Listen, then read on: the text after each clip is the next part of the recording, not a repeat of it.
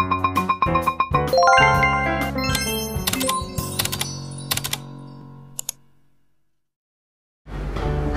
Assalamualaikum. Saya Najma dari Audit. Di video kali ini saya akan membahas tentang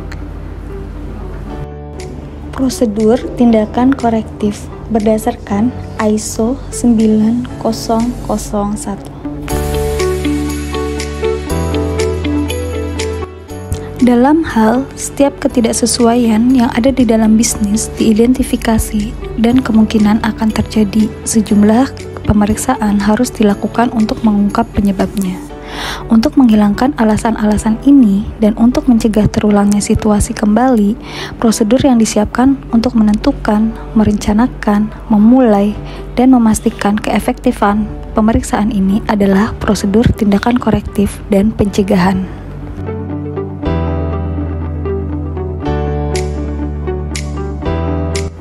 Ketidaksesuaian atau masalah dapat timbul dalam hal yang bertentangan dengan kebijakan mutu dan tujuan entitas atau karena kondisi eksternal seperti peraturan hukum.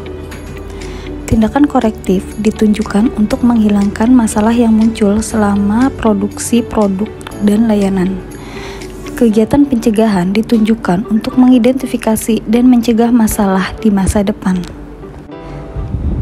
Secara umum, tindakan korektif dan preventif dimulai ketika adanya keluhan pelanggan, tergantung pada hasil pemeriksaan ataupun survei. Kualitas sebagai hasil dari inspeksi internal dan eksternal. Keputusan yang diambil pada saat rapat tinjauan manajemen, hasil pemantauan dan pengukuran proses bisnis, serta karyawan selama proses operasional. Selama tindakan korektif dan preventif, ketidaksesuaian, gangguan, atau keluhan pelanggan yang telah ditinjau, penyebabnya diselidiki, dan tindakan korektif direncanakan untuk mencegahnya agar tidak terulang kembali. Jika tindakan korektif dan preventif menyangkut unit yang berbeda dalam perusahaan, ini dibagikan dan bertindak bersama. Kegiatan-kegiatan ini dipantau secara kolektif dalam periode yang akan ditentukan oleh perusahaan dan hasilnya akan dilakukan analisa. Koreksi dan tindakan korektif masih diperlukan dalam ISO 9001 tahun 2015 dan dibahas dalam klausul 9 dan 10. Dalam istilah sederhana, sebuah organisasi diharuskan untuk bereaksi terhadap ketidaksesuaian dan menerima tindakan untuk mengendalikan dan memperbaikinya, dan untuk menghadapi konsekuensinya.